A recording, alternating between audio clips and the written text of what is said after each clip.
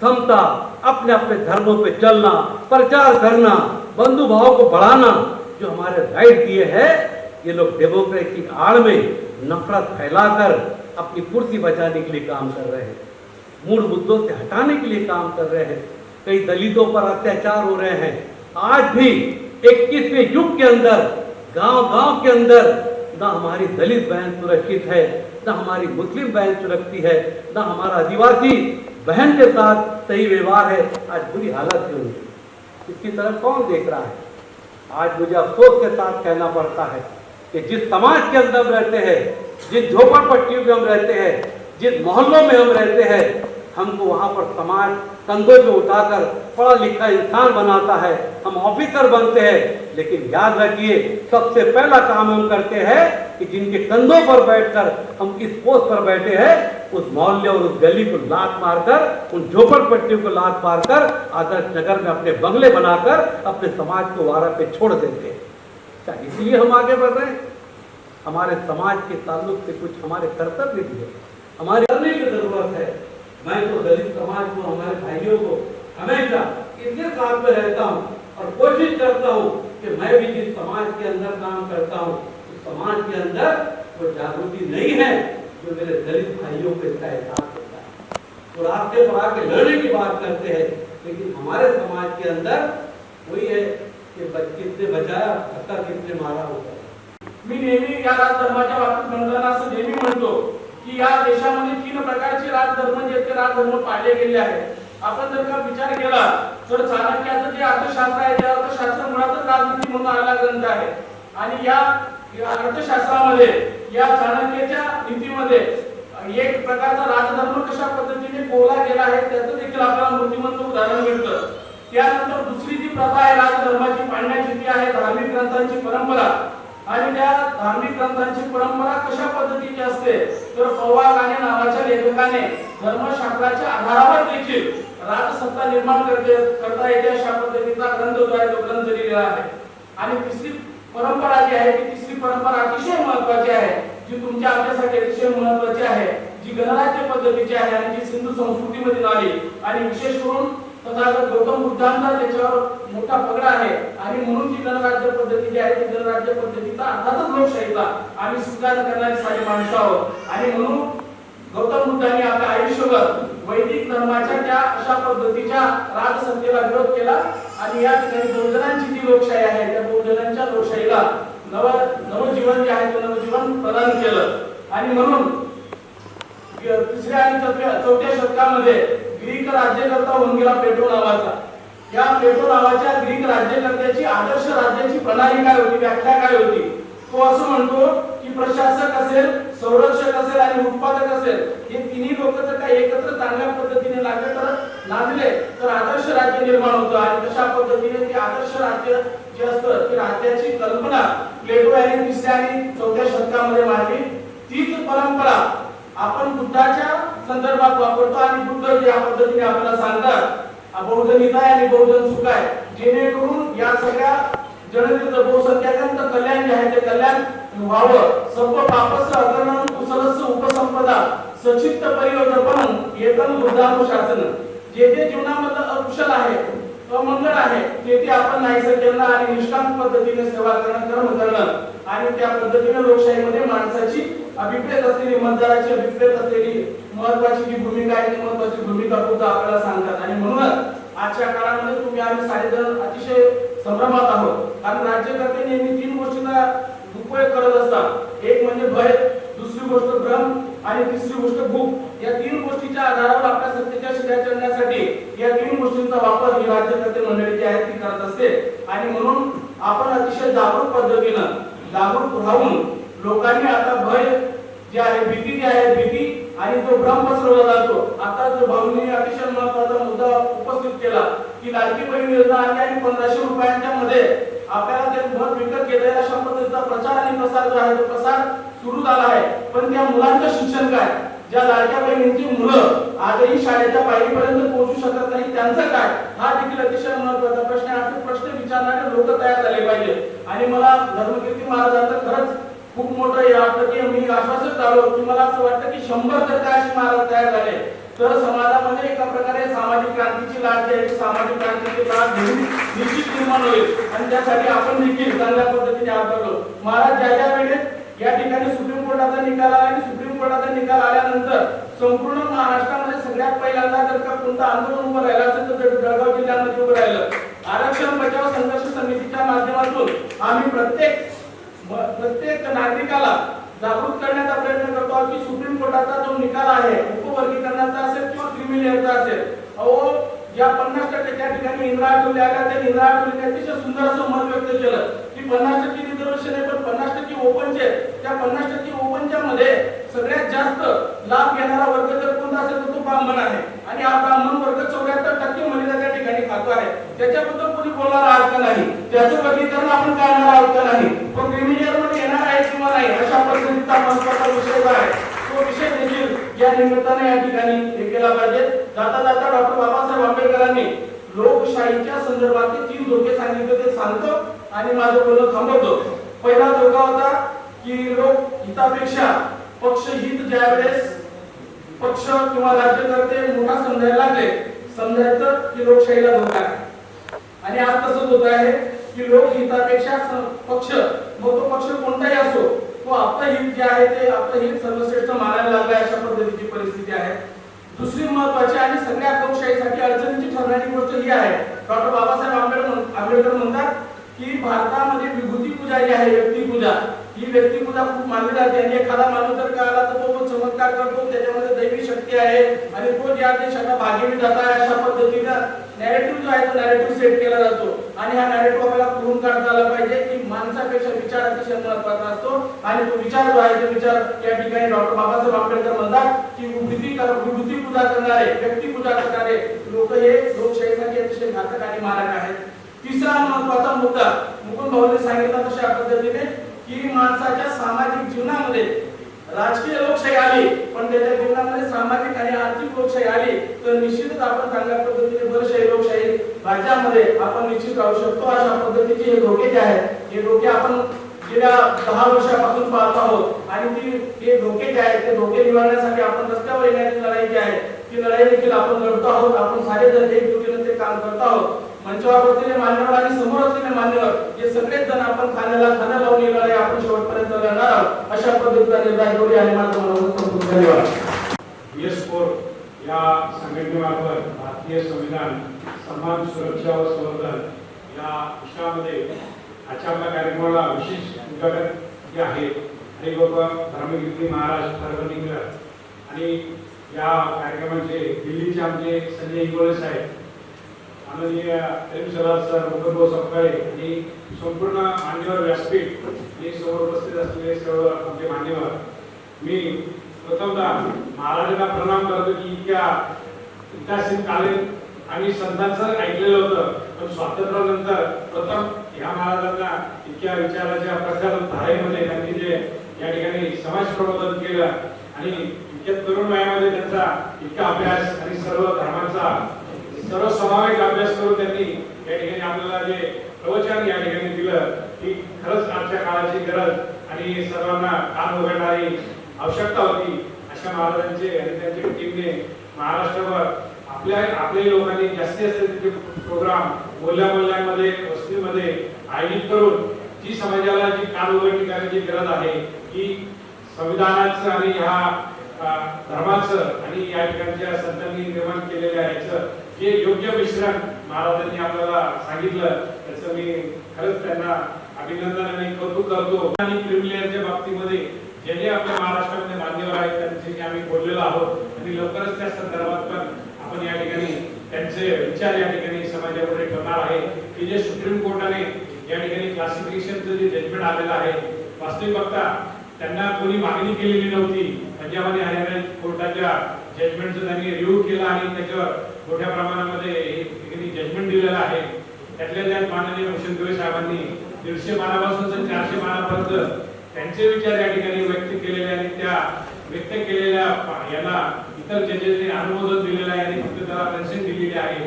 त्या जजमेंटचं या ठिकाणी पुन्हा रिव्ह्यू करण्यासाठी एक पिटिशन दाखल झालेलं आहे. मी आरक्षण बचाव समितीच्या वतीने आम्ही पूर्ण भारतातले जे आपले महाराष्ट्रीय जेवढे खासदार आहेत त्यांना पण पार्लमेंटमध्ये हा मुद्दा उपस्थित करण्यासाठी, कारण पार्लमेंट हे सर्वोच्च आहे, त्यांच्यापर्यंत मेसेज पोहोचवणं ही आमची एक जनजागृतीची या ठिकाणी आम्ही राबवत आहे. आणि लवकरच आपल्या समोर त्या सगळ्या गोष्टी येतीलच. मी इंगोले साहेबांना पण विनंती करतो की ते दिल्लीमध्ये असतात, ज्या पण संविधानाच्या संदर्भामध्ये आपण या ठिकाणी भूमिका घेऊन चाललेला आहे, ती भूमिका दिल्लीमध्ये आपल्या सर्व शेड्यूल कास्ट शेड्यूल ट्राईबच्या खासदारांपर्यंत आपण पोहोचावी आणि पोहोचवण्यासाठी आम्ही तुम्हाला सर्व मदत करतो. त्या संदर्भामध्ये आपण या पार्लमेंटमध्ये प्रचंड मेजॉरिटी आपली असल्यामुळे ते पार्लमेंटमध्ये पुन्हा जजमेंटचं रिव्ह्यू त्या ठिकाणी चर्चा झाली पाहिजे. त्याचं इम्प्लिमेंट न करता या ठिकाणी क्लासिफिकेशन जे आहे त्याची आवश्यकता नाही, त्याची जनगणना करावी लागेल. त्या सगळ्या गोष्टी आपल्याला एका प्रश्नामागे 100 प्रश्न निर्माण होणार आहे. त्यासाठी आपण या सर्व मिळून संविधान राखण्यासाठी आपण प्रयत्न करू. मी इतरही व्यक्ती असल्यामुळे थोडक्यामध्ये थांबतो. जय भीम, जय हिंद, जय भारत.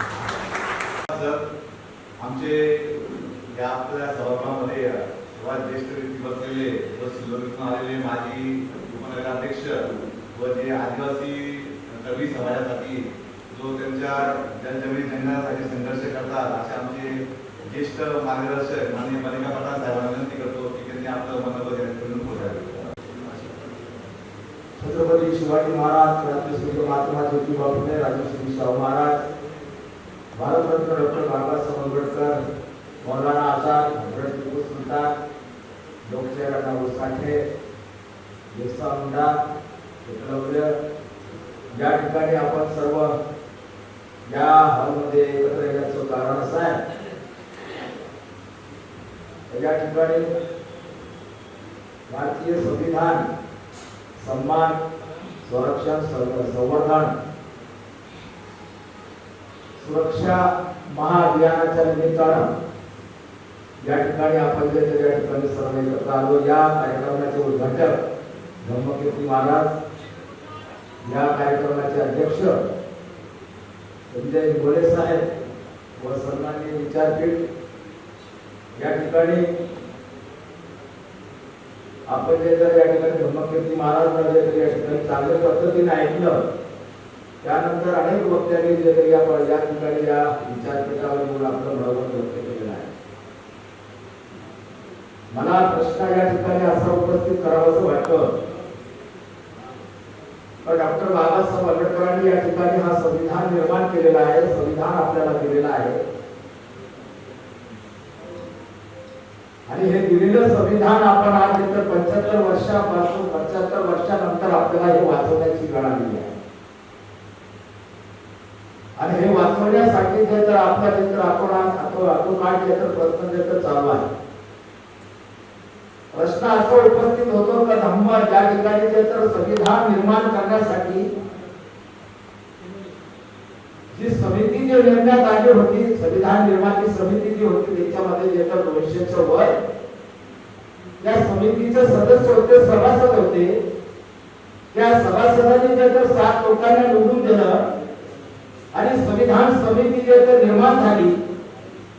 हे आपण जे सुद्धा वाचता का त्या 7 मधून जे तर 6 लोक बेकार निघाले आणि त्यानंतर फक्त एक बाबासाहेब जे तर संविधान निर्माते म्हणून जे तर या देशामध्ये जन्माला आले आणि अख्खं जे तर 395 जे तर कलमाचं संविधान डॉक्टर बाबासाहेब आंबेडकरांनी एकट्याने रात्रंदिवस या ठिकाणी जागून काढलं, उपायशी काढलं आणि एक माणसाला जे तर या ठिकाणी जे तर संविधान दिलं, या देशाला संविधान दिलं.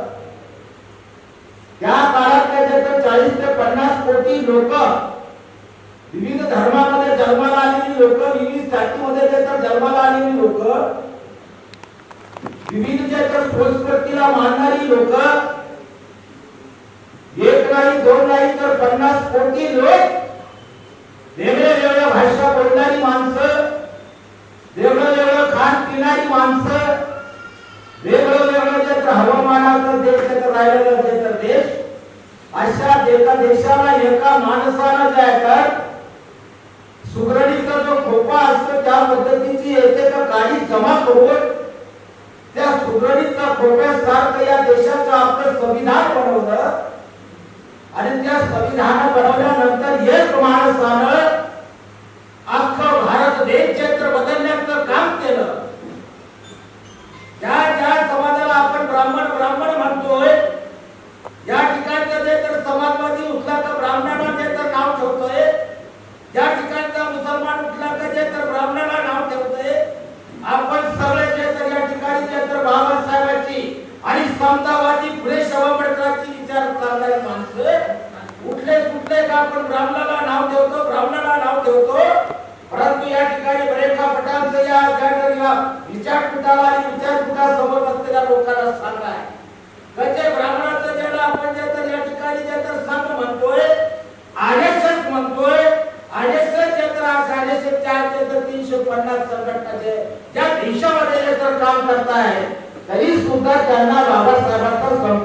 संविधान बदलायचं जे तर हक्क आणि अधिकार अजून प्राप्त झालेला नाही.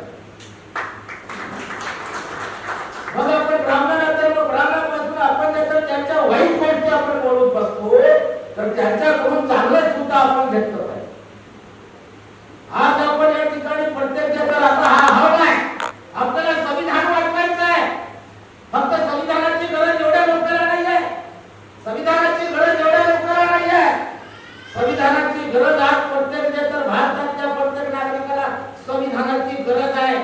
जर तुम्ही आज सावध झाले नाही, जर तुम्ही आज डोळे उघडले नाही, जर तुम्ही आज या ठिकाणी कान उघडले नाही, तर भविष्यामध्ये या वेळेचं त्यांचं जे तर या ठिकाणी जे तर त्या या ठिकाणच्या संघाच्या लोकांचं, या ठिकाणच्या मोदी सरकारचं, या ठिकाणच्या योगी सरकारचं या ठिकाणी अशा पद्धतीचा एक संकल्प होता की आम्ही बहुमतामध्ये एक सरकार आणलो, आम्ही 200 ते 400 जागा आम्ही जे तर जिंकलो आणि जेव्हा आम्ही जे तर बहुमत येऊ तेव्हा आमचं एक नवीन संविधान मॉडेल आमचं तयार झालेलं आहे.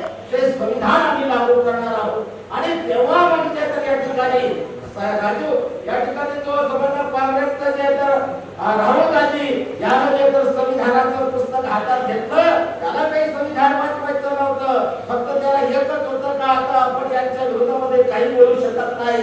जास्त करून जर या ठिकाणी कोणता एक प्रश्न असेल तो जे तर प्रत्येक माणसाच्या मनाला जाऊन जे तर मनापर्यंत जाऊन पोहोचेल आणि म्हणून त्यांनी सांगितलं का या 10 वर्षामध्ये जे तर संविधानाच्या विरुद्ध अनेक जे तर प्रकार या ठिकाणी घडलेले आहेत, या मोदी सरकारने केलेले आहेत आणि आता आपण संविधानाचा प्रश्न हाताळला पाहिजे. आणि म्हणून राहुल गांधींनी सांगितलं की आम्हाला संविधान वाचवायचं, आम्हाला संविधान वाचवायचंय, आम्हाला संविधान वाचवायचंय. आणि पहिल्यांदाच जसं जे तर आपण महाराजांनी सांगितलं का मुस्लिम समाज मुख्य प्रवाहात येत नाही, मुस्लिम समाज राजकारणात येत नाही, मुस्लिम समाजाच्या तरी त्यांना संविधानामध्ये तर या ठिकाणी त्यांना समजत नाही.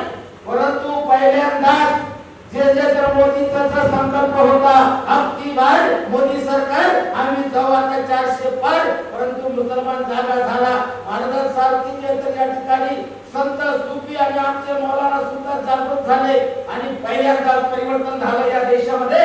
आणि जे तर मस्जिदच्या जे तर मेंबर वरून मौलानाने सांगितलं की हमको संविधान बचाना है, हमको संविधान बचाना है.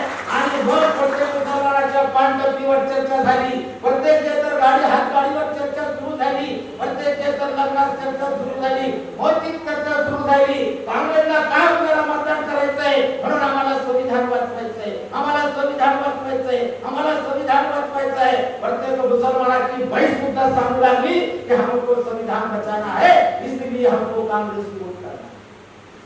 BS4 असो की आणखी अजून मुस्लिमांच्या संघटना असतील, ओबीसीच्या संघटना असतील किंवा दलितांच्या संघटना असतील, गेल्या अनेक वर्षापासून हा प्रश्न माझ्या डोक्यामध्ये खतखततो आहे. संविधानाचा विषय आला तर कुणीतरी जय भीम कार्यकर्ते समोर येतील. जय भीम कार्यकर्त्यांच्या व्यतिरिक्त दुसऱ्या संघटना ते कार्यकर्ते संविधानाच्या प्रश्नावरती समोर का येत नाहीत. आणि मी सर्व माझ्या जय हिंद कार्यकर्त्यांना नम्र विनंती करतो की काही काळ हे बा वेळ वाईट नाहीये. लोकसभेच्या निवडणुका संपल्या, मनेका साहेबांनी या ठिकाणी सांगितलं 4.5 वर्ष आपल्या हातामध्ये आहेत. संकट गेलं, संविधान बदलायचं संकट जे होतं कुबड्या घ्यायला लागल्या, बिहारच्या आणि आंध्र प्रदेशच्या लोकांच्या कुबड्या घ्यायला लागल्या. आता ते संविधान बदलू शकत नाही. पण उद्या आम्ही अल्पमतात आहोत, आम्ही 400 पार करू शकलो नाही म्हणून आम्हाला संविधानाला हात लावता आलेला नाही. अशा प्रकारचा छुपा प्रचार संबंध देशभर होणार आहे संघ परिवाराच्या संघटनांच्या माध्यमातून. अशा वेळेला आपली जबाबदारी काय आहे? मी वैचारिकतेपेक्षा लोकांसमोर जाणारा जो कार्यकर्ता असेल त्याला किंमत देणारा माणूस आहे. वेगवेगळ्या कार्यक्रमांच्या माध्यमातून लोकांना विषय समजावून सांगणं. आता तुम्ही जळगावचे सगळे हुशार आहात, भुसावळचे हुशार आहेत, चाळीसगावचे सगळ्या तालुक्यातले सगळे लोक हुशार आहेत, सर्वांना कळतं. खूप चांगले चांगले कार्यकर्ते जे निर्माण झाले. आपली जबाबदारी काय? आपल्या सर्वांची जबाबदारी ही आहे की बहुजनांना बरोबर घेऊन, मुसलमानांना बरोबर घेऊन, मुसलमान म्हणजे सगळेच्या सगळे जवळजवळ 99 ते बहुजनच आहे. या लोकांना बरोबर घेऊन करीम सरांसारखे किंवा बोलणारे जे जे असतील, असं दिसायला नको की मुसलमान आणि दलितांचा हा कट आहे तेच फक्त पेटतायत. त्यामध्ये मराठा पाहिजेत, कुणबी पाहिजेत, सर्व ओबीसी जातीचे लोक पाहिजेत. त्यांचं एक अशा प्रकारचं शिबिर, भाषण काय करायचं, महाराजांसारख्या लोकांना बोलवून लोकांसमोर काय मांडलं गेलं पाहिजे. कारण तुम्हाला एक माहिती नाही, मी लोकांमध्ये खेळात राहणारा कार्यकर्ता आहे. जनतेमध्ये काय चर्चा असते हे तुम्हाला कल्पना नाही. हे संविधान म्हणजे बाबासाहेबांचं आहे. बाबासाहेब म्हणजे कोण? बाबासाहेब म्हणजे महार. महार म्हणजे कोण? जे आज बिल्डिंगा बांधतायत, कॉलन्यामध्ये जात आहेत, नोकऱ्या करतायत, अधिकारी होत आहेत, हे त्यांचं हे संविधान आहे, त्यांनी लिहिलंय आणि म्हणून ते त्यांचं आहे. आपला याच्याशी काही संबंध नाही. आणि म्हणून भारतीय जनता पक्ष जो सांगतोय ना संविधान बदललं पाहिजे, ते बरोबर आहे. अशा प्रकारच्या अडाणचोट मतदार खेड्यापाड्यामध्ये अशा प्रकारचा अडाणचोट मतदार आहे, त्याच्या डोक्यातून ही सगळी किरमिशन दूर केली पाहिजे सर. आणि तुमच्यासारख्या लोकांचं देखील प्राध्यापकांचं सहकार्य हवंय. दुर्दैवाने आज आमचे जे लोक विविध महाविद्यालयामध्ये नोकऱ्या करतात, प्राध्यापक चांगल्या प्रकारे त्यांना ओळखलेली आहे, खूप चांगलं भाषण करू शकतात, लोकांशी संवाद साधू शकतात. पण हे लोक, मला एक विनंती करतो की किती प्राध्यापक आले बरे या ठिकाणी आज होती करा. प्राध्यापक, शिक्षक, माझ्या माहितीप्रमाणे या विषयावर बोलू शकणारे आपले लोक कमीत कमी 50 प्राध्यापक या जिल्ह्यामध्ये आहेत. विविध महाविद्यालयामध्ये शिकवत आहेत, विद्यापीठात शिकवत आहेत. ह्या लोकांचं देखील एखादं शिबिर घ्यावं.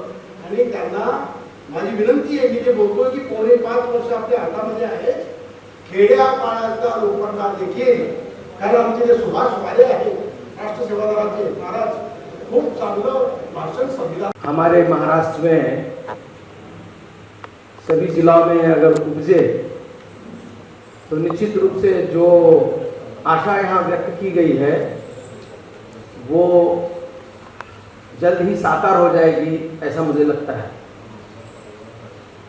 क्योंकि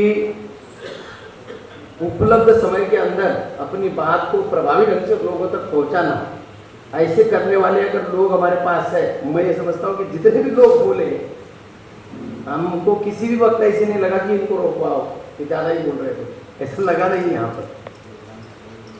तो इसके लिए मैं आभारी हूँ कि वो जो लोग बोले वो अपनी तैयारी करके आए, उन्होंने बोले, और जिनको समय पे मोटिवेट करने के लिए खड़ा किया उन्होंने अपना काम भी किया.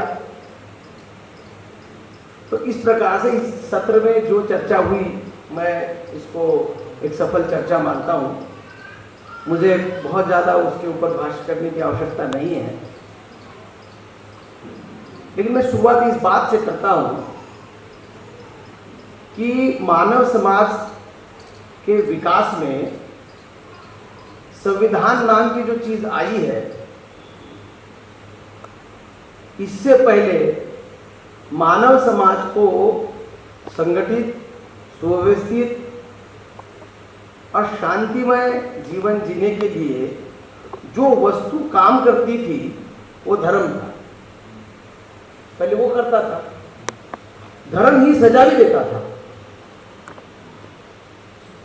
अब वो धर्म चलाने वाले लोगों ने, उन्हें जो लोगों से सैंक्टिटी प्राप्त हुई, उनको जो लोगों की स्वीकृति थी और अधिकार प्राप्त था लोगों के ऊपर शासन करने का,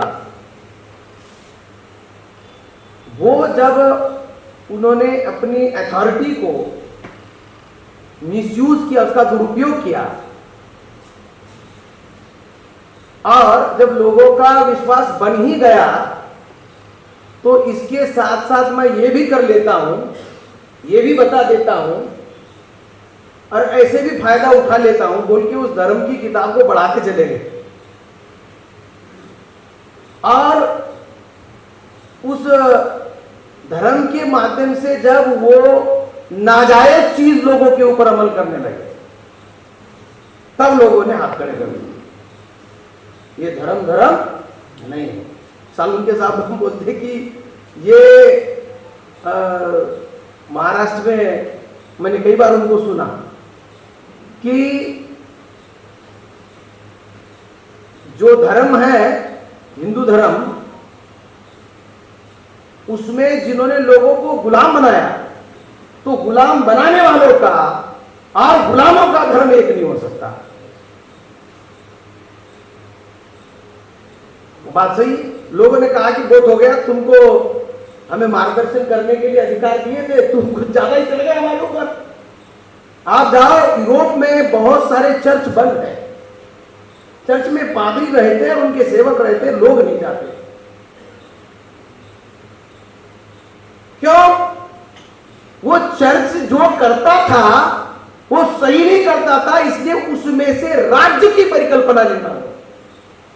स्टेट हैज इमर्ज्ड, और वो जो अथॉरिटी धर्म के पास थी, वो अथॉरिटी अब राज्य के पास है, केवल एक चीज छोड़कर, व्यक्ति की आस्था, विश्वास और निष्ठा। किसी चीज के ऊपर अगर उसकी व्यक्तिगत है,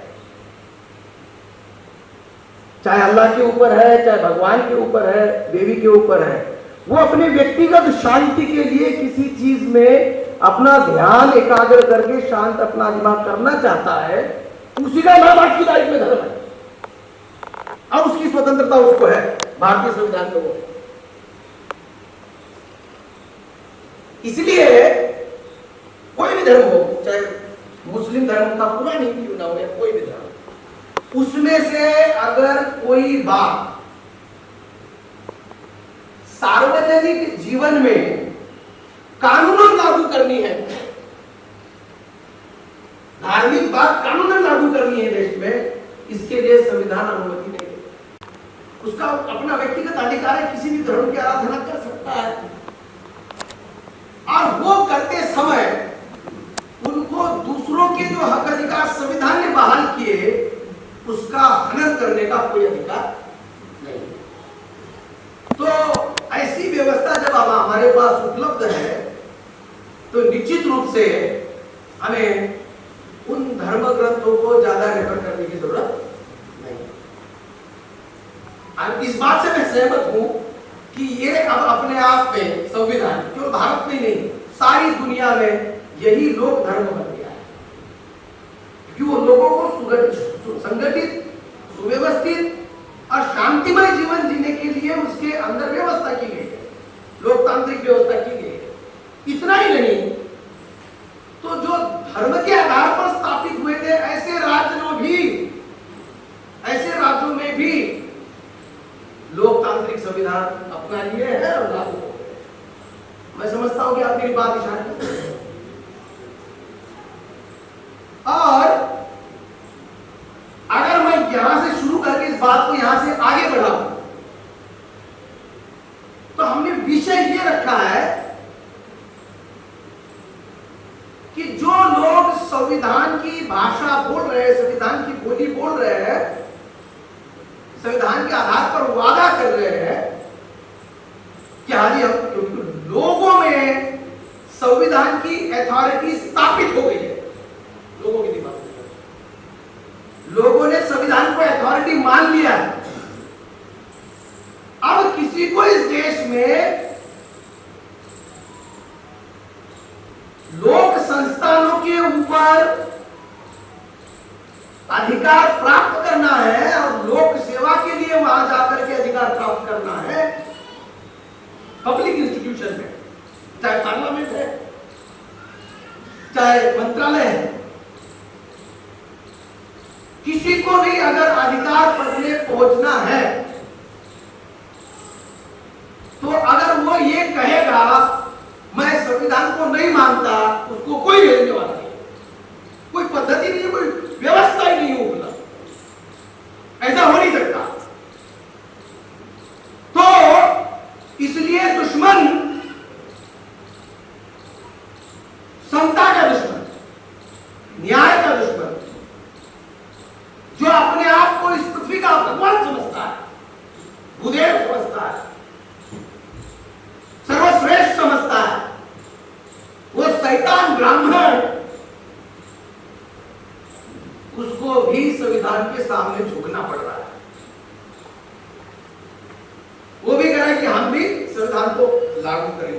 यहां तक कि मोदी ने यह कह दिया, भाई संविधान इतना स्थापित है, इतना स्वीकृत हो चुका है कि अब बाबा साहब भी आएंगे तो वो भी इसको बदल नहीं पाएंगे। लोग बोलेंगे साहब बढ़िया है, इसको कुछ करने की जरूरत नहीं।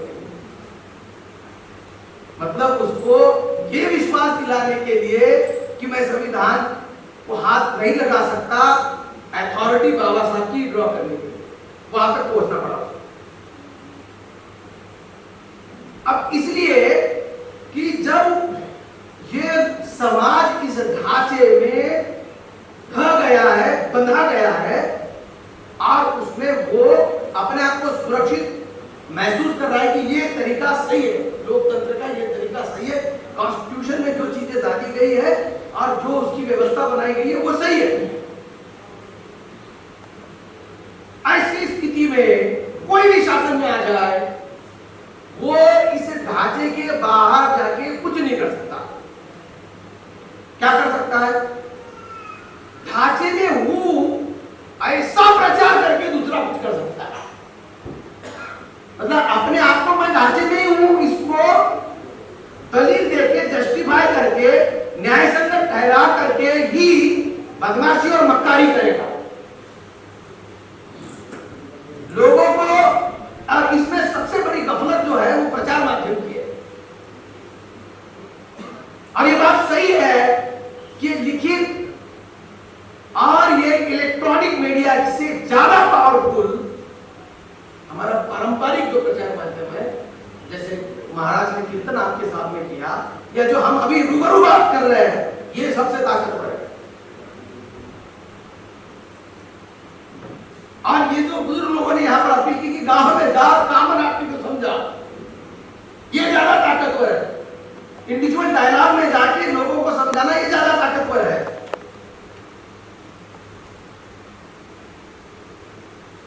तो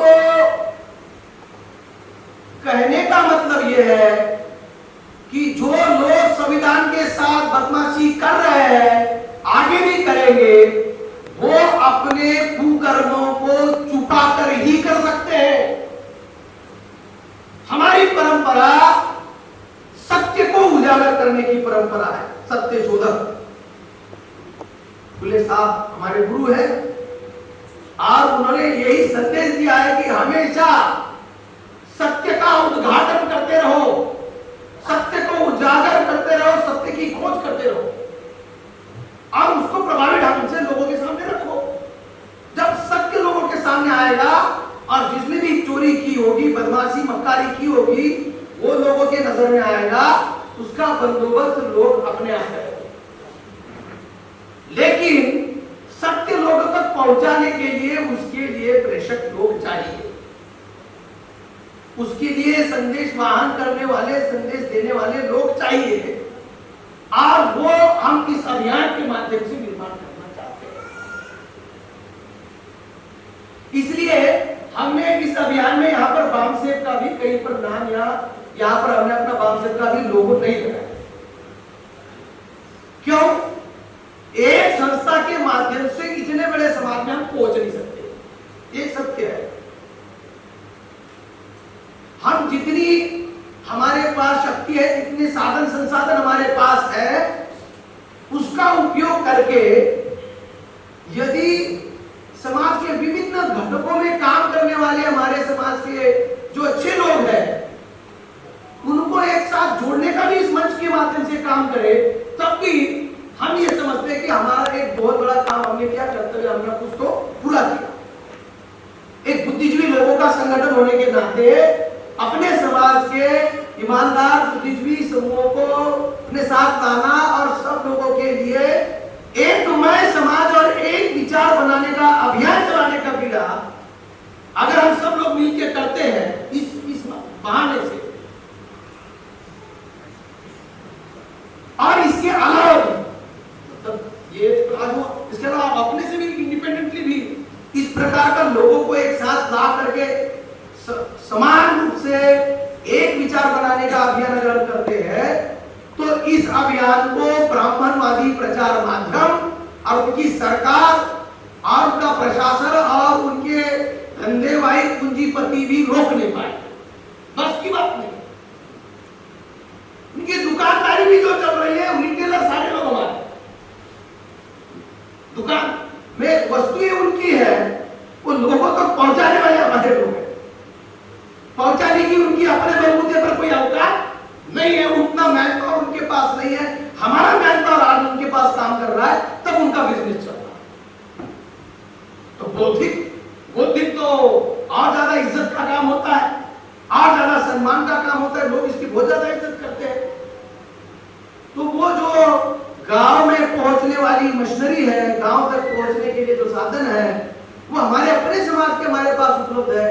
उसको अगर हम एक श्रृंखला में जोड़ते हैं या उसमें एक समान विचारधारा का संचार करते हैं, तो इतने से ही बहुत बड़ा काम है। मतलब जो लोग इस देश में, कांग्रेस के लोगों ने बहुत बड़ा शासन किया, 50-60 साल शासन किया, कभी भी बैकवर्ड क्लास की जो मूवमेंट है उसकी विचारधारा को रेफर तक नहीं करते थे, नजरअंदाज करते थे। उसका मुखिया अगर बैकवर्ड क्लासेस की लैंग्वेज बोल रहा है कि मंत्रालय में 80 मंत्रालय के सेक्रेटरी बैठे हुए हैं और उस 80 में ओबीसी का एक भी नहीं है, बैकवर्ड क्लासेस के लोग पर्याप्त प्रतिनिधित्व नहीं है, राहुल गांधी ऐसे बोल रहा है, ये किसकी बात है, ये किसका सिद्धांत है? ये बैकवर्ड क्लास की मूवमेंट का सिद्धांत है। वो केवल संविधान को ही लागू करूंगा नहीं बोल रहा है, वो कह रहा है कि हम जनगणना भी करेंगे। विषय किसका, एजेंडा किसका है? ये हमारा एजेंडा है। ये हमारे पसीने से ये एजेंडा पब्लिक में उभरा है। बैकवर्ड क्लासेस के लोगों की वजह से ये एजेंडा पब्लिक में खड़ा है। जनगणना का है, उनके पर्याप्त प्रतिनिधित्व का है, और वो अगर हमारे ये 2-3 मेन एजेंडा लेकर कह रहे कि हम इसको पूरा करेंगे, इससे आप समझ जाओ कि कितनी बड़ी मजबूरी उनकी पैदा हो गई। इतना ही नहीं, उनको थूका हुआ चाटने की उनके ऊपर नौबत आ गई। कह रहा है पहले गलती कर लीजिए। ने पूछा ऐसा बोल रहे तुम्हारी चाचा था, तुमने क्यों नहीं किया? तो कह नहीं जी वो जो गलती हो, अब मैं करूं। जब पहले कहते थे तो बोले हम तो कर रहे सही है, अब ये कह रहा है कि गलती हो गई जी मुझे माफ कर दो। क्या करेंगे? हमारे देश में रहते हैं, जैसे भी है, एंग्लो इंडियन है समझो, लेकिन हमारे देश में रहते, माफी भी मांग रहे, तो लोग क्या करेंगे? बुद्ध के विचार के लोग क्या करेंगे? अरे दया क्षमा शांति चलो छोड़ो यार, छोड़ो। आप वो जो दूसरा तुम्हारा ज्यादा सर उठा रहा है, थोड़ा उसके ऊपर देखो। नागनाथ के ऊपर साधनाथ तुम भिड़ो। तुम अगर कह रहे तुम्हारी गलती तो पहले इसके ऊपर भिड़ो। कांग्रेस के लोग बीजेपी के ऊपर भिड़ो, ये होना चाहिए ना। आज ये हमने ना बोले ये काम हो रहा है, इसका मतलब हमारा आंदोलन सही दिशा में जा रहा है। वो नागनाथ को एक खनी लगी सातनाथ की, नागनाथ तो तू मेरा भाई है, मुझे क्यों मार रहा है? अरे अभी यही जरूरी है, थोड़ा खून निकलेगा तो चलेगा, नहीं तो दोनों को मार देंगे। तू पक्ष में बैठ, मैं भी पक्ष में बैठता हूं, थोड़ी जख्म तुझे लगेगी, थोड़ी मुझे होगी, यहां बैठेंगे तो सही। इस प्रकार की परिस्थिति उनकी निर्माण हो गई, इस प्रकार से वो ढांचे में वो बंध गए। तो करना क्या जरूरी है?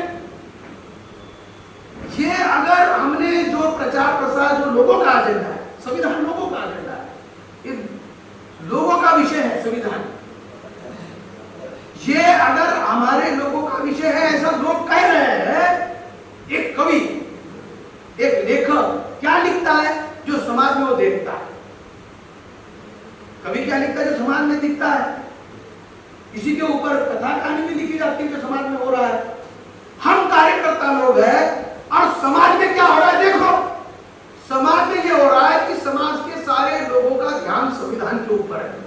अगर मुझे समस्या आ रही है तो ये कौन से मंत्रालय से मुझे मदद मिलेगी, ये कौन से आर्टिकल में आएगा, ये प्रॉब्लम हो गया तो कैसे हल होगा, वो कहा जाता है वकील के पास और संविधान के पास। ये देख रहे अपनी आंखों से।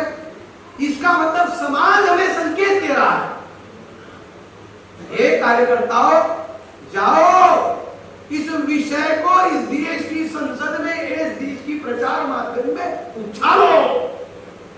ये मैसेज है जनता का कि हमारा काम है यार उसको उछालो। जब ये संविधान की परंपरा, संविधान की व्यवस्था जिधर उधर से गूंजेगी, संविधान के खिलाफ बोलने वाले की बोली बंद हो जाएगी। दूसरी बात मैं खत्म करूंगा क्योंकि सब लोगों को भूख लग गई है कि ये एजेंडा जैसे पुश हो गया, मतलब हमारा आंदोलन उनके एजेंडा के ऊपर चर्चा नहीं करना, हमारा आंदोलन लोगों का एजेंडा उनके सामने खड़ा करना है। तो उसके साथ साथ संविधान के साथ साथ प्रमुख मुद्दे भी उसके अंदर खड़े होना जरूरी है। सबसे प्रमुख मुद्दा इस देश में क्या है? महंगाई, बेरोजगारी, गरीबी, एक दूसरे से जुटे हुए विषय है।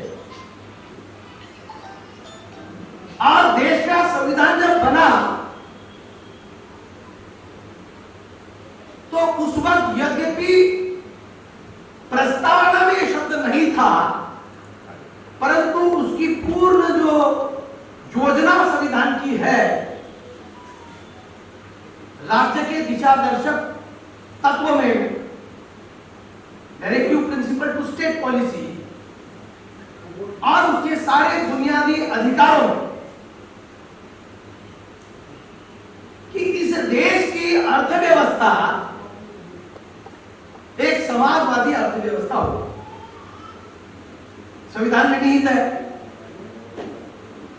इसका मतलब यह है कि किसी भी नागरिक को अपनी आवश्यकता से ज्यादा पूंजी संग्रह करने का अधिकार नहीं होगा, परंतु अगर ज्यादा कर सकता है तो उसको रोकना भी नहीं चाहिए। कर, और जितना ज्यादा किया उसमें से टैक्स समाज के कल्याण के लिए दे। ये हमारी मिक्स इकोनॉमी है। बहुत ज्यादा कमाई का तेरे अंदर बिजनेस करना, कर जितना कर सकता कर, जितना ज्यादा करोगे उतना ज्यादा दोगे, समाज के कल्याण के लिए दोगे। तो ये जो अर्थव्यवस्था है, समाजवादी अर्थव्यवस्था है, इसमें व्यक्तिगत विकास के लिए, कर्तृत्व के लिए स्कोप है कि कोई व्यक्ति ज्यादा करना चाहता है। हमने ये नहीं बोला तेरी जरूरत इतनी है तू ज्यादा मत कर भाई, ज्यादा कर सकता है तो कर, और ज्यादा लोगों का कल्याण होगा तेरे साथ साथ। ये व्यवस्था जो है ये लाकर इसके साथ स्टेट सोशलिज्म एंड नेशनलिज्म, ये विषय हमारे लोगों की ये जो समस्या है, बेरोजगारी, गरीबी और ये भुखमरी, ये जो हमारे लोगों की समस्या है, इस समस्या को हल करने के लिए इसी में समाधान है। जो जो चीज ये ब्राह्मणवादी सरकारों ने अननेसेसरली पूंजीवादी को बेच दी है, वो पुनः राष्ट्रीयकरण उसका करके उसमें लोगों को अपना रोजगार का हिस्सा देने का काम होना चाहिए। ये विचार इसके माध्यम से हमको आगे बढ़ाना चाहिए। मान लो हमने बढ़ा दिया, ये यहाँ पर इसके साथ 2 और मुद्दे बढ़ा दिए, इसमें स्वास्थ्य जुड़ा, रोजगार जुड़ा और राष्ट्रीयकरण जुड़ा, जोड़ दिए, लोगों को समझाया कि समस्या इससे हल हो गई होगी। और ये जैसे संविधान ज्यादा इंपॉर्टेंट है ऐसे लगता है, वैसे ही लोगों को लगने लगा कि उसके साथ साथ राष्ट्रीयकरण बहुत इंपॉर्टेंट है, इसके साथ साथ शिक्षा और स्वास्थ्य बहुत इंपॉर्टेंट है। ये लोगों के अगर एजेंडे बन गए, ये 1000-1500 रुपए की जो योजना बहन वाली चला रहे हैं, ये योजना को कोई लोग घूमकर भी नहीं देखेंगे। वो बोले ये तो नौटंकी है, ये तो जैसे यहां से बताएगा, ये एजेंडा अगर सेट हो गया, संविधान के साथ साथ ये एजेंडे अगर सेट हो गए, शिक्षा, स्वास्थ्य और रोजगार के एजेंडे अगर सेट हो गए, उनको उसी के ऊपर काम करना पड़ेगा। सब्जेक्ट हमें यही बनाया कि ये अगर संविधान की बात कह रहे हैं क्या नहीं करेंगे, तो कैसे करेंगे? ये करने से होगा। इससे क्या होगा कि उसको जो भी नीति निर्णय बनाना है, अपनी कैबिनेट का प्रोग्राम बनाना है, इसी के इर्द गिर्द बनाना पड़ेगा। देखिए, लोकतंत्र की लड़ाई ऐसी लड़ी जाती है, इसमें बंदूक तलवार लेने की जरूरत नहीं है। उनके घरों में जाकर के उनका जो है हिसाब करने की भी जरूरत नहीं। जैसे वामन दादा बोलते थे, वो गुस्से में बोला होगा, सांगा आम्हाला कितना वाटा सांगा घराचा साठ आमचा वाटा। तो अभी हम इसका उत्तर क्या है? मेरा बच्चा अगर मुझे पूछेगा पापा कहां पर है, बेटा संविधान में है। उस समय संविधान के ऊपर हमारा कोई हस्तक्षेप नहीं था। गुस्से में वामन दादा ने आके बोला कि बताओ घर का पता किधर है। डंडा लेके जाते हैं और सीधा कर देते हैं। लेकिन अभी मेरा बेटा अगर पूछेगा मुझे कि बेटा पापा तो संविधान में है, बस इसको समझाओ और इसके पास में जनमत खड़ा करो, उसको इसी में काम करना पड़ेगा, इससे बाहर जाके काम करेगा, फेंका जाएगा। ये विषय हम लोगों ने इस प्रकार से इसको फेंक दिया। लोकतंत्र में जो लोग अपने पक्ष में ज्यादा से ज्यादा जनमत खड़ा करेंगे, बात उन्हीं की चलेगी, बोली उन्हीं की होगी और जय जयकार भी उन्हीं का होगा, उन्हीं की व्यवस्था चलेगी। करना यह है कि बोली अपनी लोगों को दो, सही शब्दों का चयन करो, रचना करो और अपनी रचित कविता उनको दो। हो गई है पीर पर्वत सी अब पिघलनी चाहिए, इस हिमालय से अब कोई गंगा निकलनी चाहिए। कवि दुष्यंत ने बोला, लेकिन वो मूल्यवाजी नहीं था। कई लोग उसका रेफर करते रहते हैं। महाराज ने इतनी यहाँ पर पोएट्री बता दी, भयानक भयानक और खतरनाक खतरनाक, कि जहां जहां जड़ चुकी हुई है सब उखाड़ के फेंक सकते हैं। जहां कोई मेघ अटकी हुई है उसको आसानी से उखाड़ के ऐसे कर सकते हैं। जब तुकाराम महाराज बोल रहे, जब नामदेव जी बोल रहे, गार्गे महाराज बोल रहे, फिर और क्या रह गया?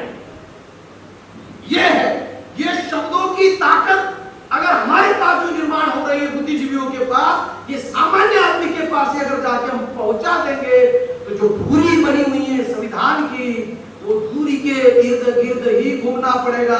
उससे बाहर कोई आदमी यहाँ पर नौटंकी नाच नहीं कर सकता। करेगा तो मिलेंगे लोग के, बस लोग जनमत उनके खिलाफ जाएंगे, आउट हो जाएंगे। लोकतांत्रिक बात करते हैं तो मैं रब के मतलब अभी थोड़ी देर पहले मोहम्मद दादा का उदाहरण दिया, उनको मारने की जरूरत ही नहीं है। ये बिना मारे ही मर जाएंगे। वो बिना मरे का पर शेर बोला ना आखिरी में, ये मरे हुए लोग हो जाएंगे। जब वो जो चल रहा है समाज में उसके साथ नहीं होंगे, ये मर जाएंगे। मरे हुए को क्या मारना, मरे हुए को क्या मारना? पर ये मैं समझता हूं, अगर बात आप समझ रहे हैं तो ये जो सत्र हमने आयोजित किया, इसके पीछे की जो परिकल्पना है कि भारतीय संविधान का सम्मान लोगों के मन में स्थापित करना, उसकी सुरक्षा के लिए लोग अपने आप ही तैयार हो जाएंगे, उसका संवर्धन हो जाएगा। ये विविध संस्थाओं के माध्यम से विविध स्तर पर, व्यक्ति के आधार पर, परिवार के आधार पर इसका प्रचार प्रसार अगर सारे देश में चलता रहेगा, ये हमारा मकसद पूरा हो जाएगा और हम सब लोग जो है शांति से इस देश में अपना कारोबार चला सकते हैं, ये मुझे उम्मीद है। और लोकतंत्र में ऐसा ही होता है, सभ्य समाज में तलवार बंदूक चलाने की कोई जरूरत नहीं है, लेकिन अपनी बात को ढाल कर, उसको पक्का कर वो लोगों को दो, वो गाएंगे। जो गीत आप लिखेंगे लोग गाएंगे, गुनगुनाएंगे और उन गुनगुनाहट के अंदर ही ये जो शैतान यहाँ पर नंगा नाच कर रहे हैं, ये मर जाएंगे, बिना मारे ही मर जाएंगे। धन्यवाद। भारतीय संविधान सन्मान सुरक्षा संवर्धन या राष्ट्रव्यापी महाअभियानाचा जो मुख्य उद्देश होता, तो मुख्य उद्देश या संविधानाचे राष्ट्रीय प्रचारक तथा भामसेचे राष्ट्रीय उपाध्यक्ष माननीय डॉक्टर प्राध्यापक संजय इंगळे सरांनी आता समोर मांडला। आजच्या या लोकमहोत्सवाच्या निमित्तानं ज्या ज्या मान्यवरांना आम्ही या ठिकाणी प्रथम सत्रासाठी आमंत्रित केलं ते या कार्यक्रमाचे उद्घाटन आमचे सर्वांचे मार्गदर्शक व सांस्कृतिक अंगाने या ठिकाणी जातवर्गीय संघर्षाची परिभाषा मांडून संघर्षासाठी नवतरुणांना उभं करणारे आमचे मार्गदर्शक धर्मकीर्ती महाराज परवरीकर यांचे बामसेड जळगाव जिल्हा व या अभियानाच्या वतीनं इथे विशेष आभार व्यक्त करतो तसेच या ठिकाणी माननीय करीम साहेब सर म्हणजे मी या सभागृहामध्ये क्वचित लोक आम्ही असताना आमच्यामध्ये देखील ते एक सामान्य कार्यकर्त्यासारखे घेऊन बसले आणि इतर लोकांना घेऊन बसले. मी त्यांचे देखील या अभियानाच्या वतीने या ठिकाणी आभार व्यक्त करतो. तसेच माननीय ॲडव्होकेट राजेश झाडे सर, माननीय विजय नाईक सर, तसेच आमचे सर्वांचे मार्गदर्शक माननीय मुकुंद भाऊ सपकाळे, माननीय प्राध्यापक सत्यजित साळवे सर, दादा देशमुख, बनेगाजी पठाण, तसेच माननीय लोखंडे सर, तसेच माननीय राजू सोनवणे, तसेच आमचे मित्र महेश पाटील, माननीय आमचे जाधव सर, तसेच या कार्यक्रमासाठी या पहिल्या सत्रासाठी व संबंध कार्यक्रमामध्ये जे काही लोकांनी वेगवेगळ्या पद्धतीने आम्हाला मदत केली, मग ती दानाच्या स्वरूपात असेल, आम्हाला वेगवेगळ्या फील्डवरचा मदत असेल, कारण मी या शहराच्या बाहेर राहत असल्या कारणाने बरेचसे एरिया मला माहीत नसताना त्यांनी देखील आम्हाला प्रत्यक्षाची मदत उभी करून दिली. मी त्या सर्वांचा या सत्राच्या निमित्ताने आभार व्यक्त करतो व प्रथम उद्घाटन प्रबोधन सत्र